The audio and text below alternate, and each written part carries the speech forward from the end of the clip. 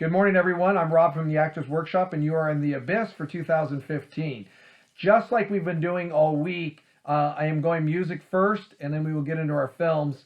A couple, once again, I'm going to do it the same way I did it on Monday. A couple albums I want to talk about. Halloween, we've talked about them a lot. I really like them. I like the consistency of what they do. And once again, compared to what we do as actors, you have to be able to do the same thing as musicians.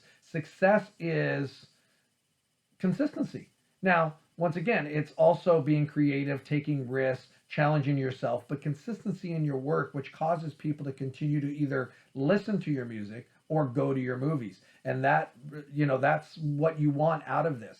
And everybody that we have had as repeat people are these kinds of bands or actors and actresses. So Halloween is one of those bands that I really just enjoy. I like their work. This album was called My God-Given Right.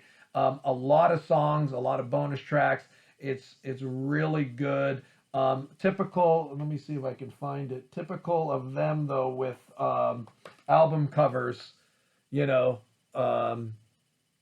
their Pumpkinhead guy as a robot on top of the Statue of Liberty in snow, and then you see the pumpkins and stuff like that. It's pretty cool looking. But a lot of great songs. I enjoyed a lot. The title track is probably my favorite, My God-Given Right.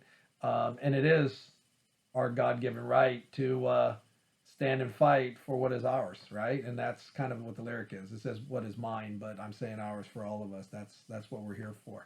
The other one I want to talk about is Chris Caffrey. We've talked about him, from Sabotage, Trans-Siberian, did some solo work. He was the number one a few segments back. Your Heaven is Real. And I think this was a pretty personal album for Chris because it was right around the time his dad had passed away. And so there's some, passionate lyrics in this album. But one of the songs I wanted to point out is a song called Why. And I was listening to it one day in the car and I hear this guitar riff. I'm like, wow, that sounds a lot like Morphine Child from Sabotage. So I messaged him and said, Chris, I was listening to the song and am I hearing things or am I hearing Morphine Child? And he responded back and said, actually, you're hearing it. It was a riff he had written, and he was kind of paying tribute to Morphine Child with his new song, Why. And, if you watch the Why video, it's kind of a tribute to the military, but it's also lyrically understanding people living and fighting all these years, and basically asking why, without getting too deep in the lyrics. But if you watch the video, you get a kind of an idea. But just another terrific album by him. He is amazing, great guy, and I have to, bring him up, because of who he is, and I love his work. The two I'm going to show you, first one, Iron Maiden, The Book of Souls. And as you see, Eddie, he kind of looks like a tribal type guy. That's because the song The Book of Souls is about the Mayan Empire and how it just kind of disappeared. It's an interesting story if you read about it, but that's what the song The Book of Souls is about. So that's kind of what you get with Eddie on the cover. A lot of great tunes on this album. If Eternity Shall Fail, The Great Unknown, The Red and the Black is phenomenal. What a great song live. There's a great dueling guitar part, at the end. It's really strong. The Book of Souls we talked about. Death or Glory, which is about the Red Baron, which is really strong. Tears of a Clown, which is a kind of a tribute to Robin Williams.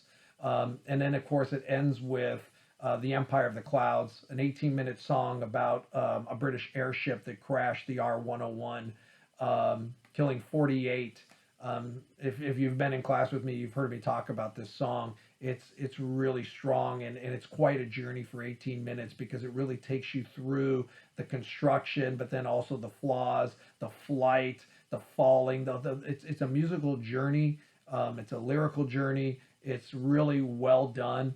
And it doesn't feel like 18 minutes. It just really has a flow, and it's just an amazing song. It's just a really good album. It's consistent. We were just talking about Halloween. Iron Maiden's consistent. And not only did they have their period in the 80s and 90s of just different sounds, but now have really established a different sound through the 2000s, and they're as big, or if not bigger now than they've ever been. Really, really consistent band, a lot of great material, really, really good album. It's kind of a double album. It has double the songs. It's the first time they've ever done something like this, and it's really good.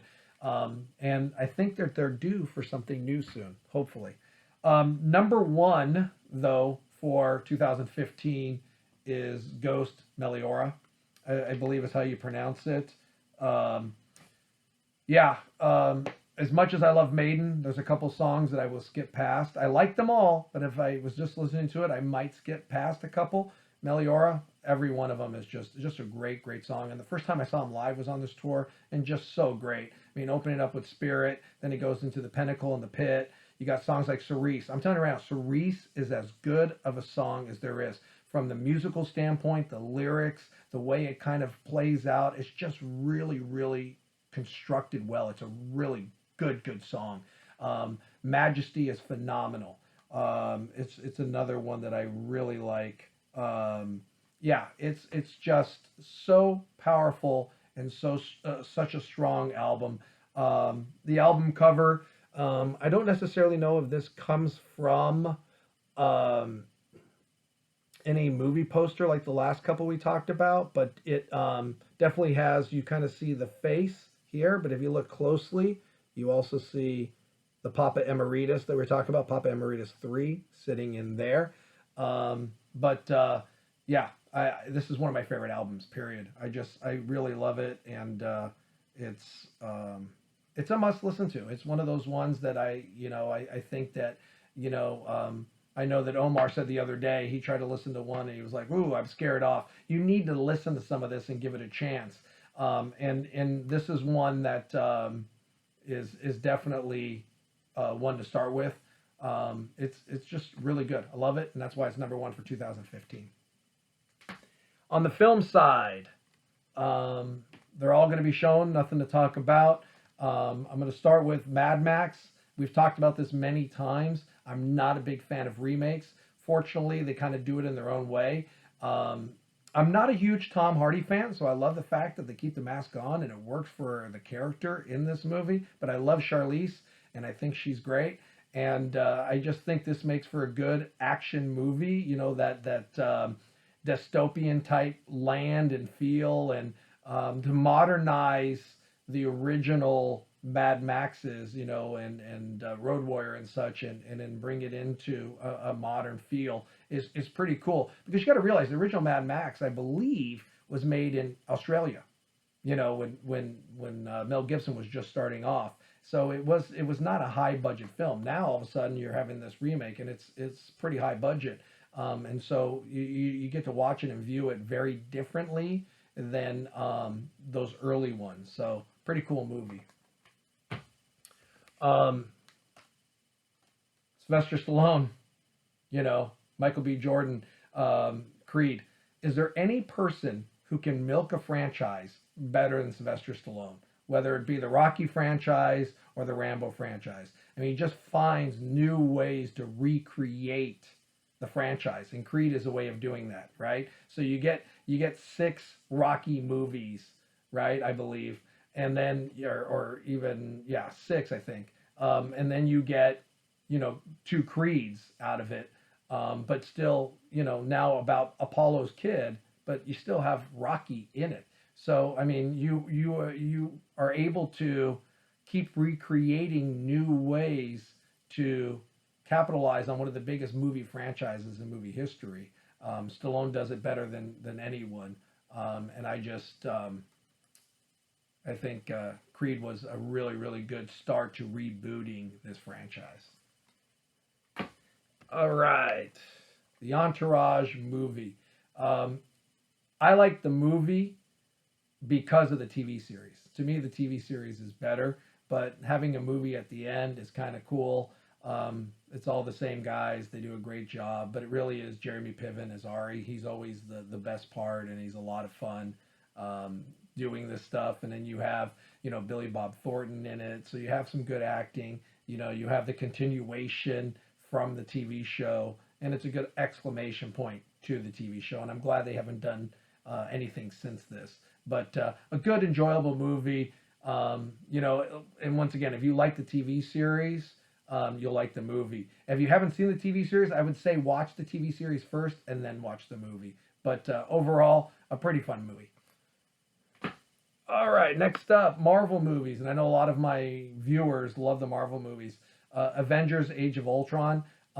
It's a good movie, nowhere near, in my opinion, um, as good as the original Avengers, but better than the last Avengers. I was not, maybe I need to rewatch the last one because I fell asleep, I think, during it. It was just too long and drawn out. But this one definitely had some moments, and this was my opportunity to be able to see a little bit of the um, Guardians of the Galaxy people. Because I had yet to, I think they're in this one, whatever one they're at. I mean, here's the problem. This is exactly it.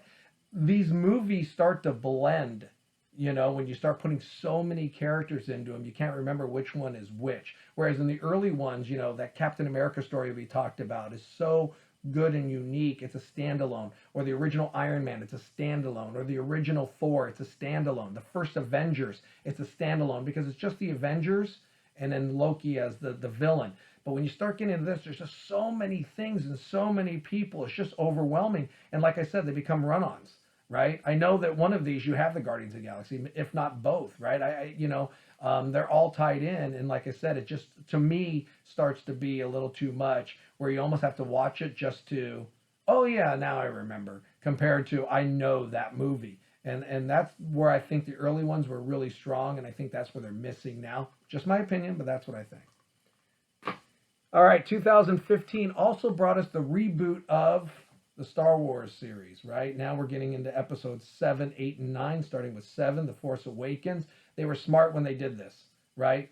Bringing Harrison Ford back, and Mark Hamill back, Carrie Fisher back, right? And being able to have that base of the original Star Wars characters, Chewbacca, R2, 3PO, that kind of thing. And then you are introducing new characters into the movie, Kylo Ren, Rey, etc. And I really do like Daisy Ridley. I think she does a really good job. I think she's stronger in the next two films. I think this one is just kind of getting her going, but she does a really good job as Rey. And this is a decent film. For me, it's the best of the three, and it's probably because you do have those original characters. If you have a franchise like a Rocky, like a Star Wars, and you can still get people to go see it, both old fans and new fans, you're going to do it. That's our business, right? And it's smart, and that's how you're able to keep a franchise going. And you know what? They did a decent job with it. All right, down to the final three, and these are kind of interchangeable to me depending on what day.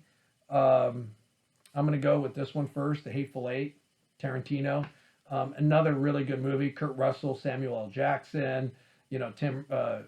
Is it Tim Roth?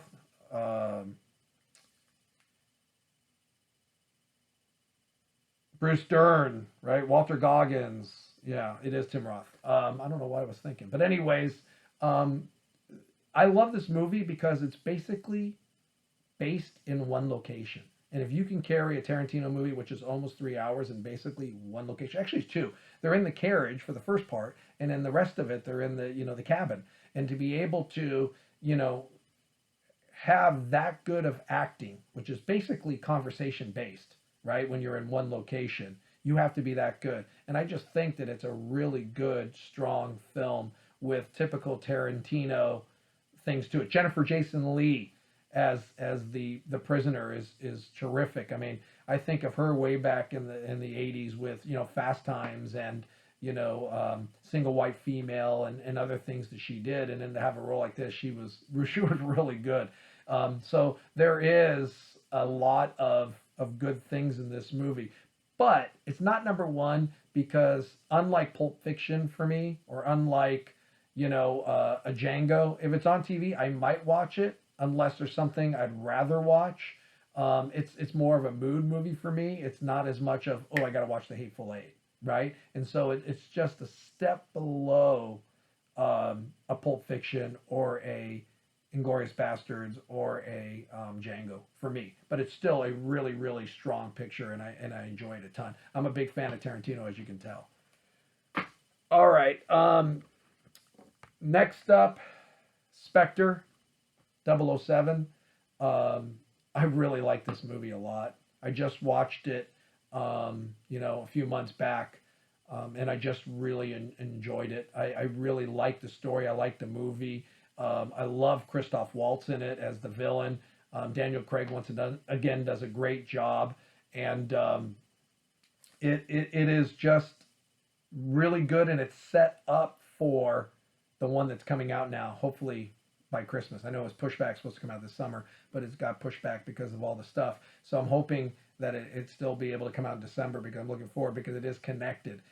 So it should be a fun film. But I really do like this one, and I would probably watch it more than Hateful Eight. I guess it just depends. I think that it just depends.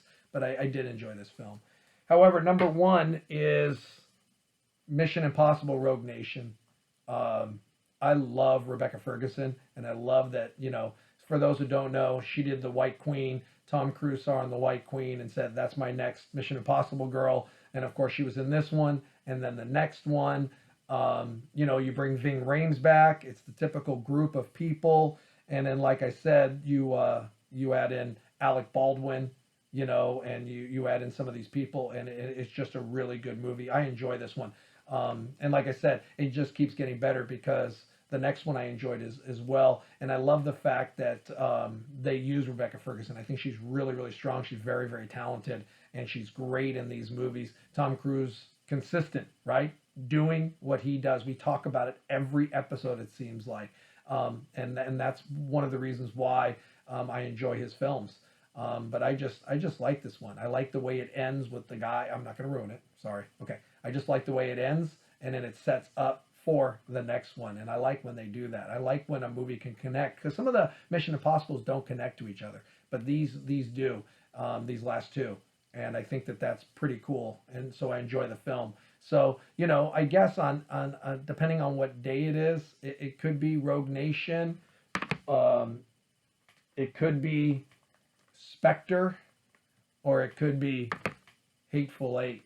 So I'm actually going to say, for the first time of any of my videos, I'm going to go with a three-way tie between the three of them, because I enjoy all three of them. I just enjoy them differently, and it just depends on what day it is. So there you have it for 2015. Spectre, Rogue Nation, Mission Impossible: Rogue Nation, and the Hateful Eight. And of course, like I said, on the music side, Iron Maiden, Book of Souls, and Ghost, Meliora. So, can't wait to see your comments, see what you think. Which one of these three is your number one? If it is, maybe you guys have something else as a number one. I do enjoy seeing that. Like I said, hit the like button, right? Hit the subscribe if you haven't done that, and pass these on to your friends. Get some more people watching them, all right? And we will see you tomorrow for 2016.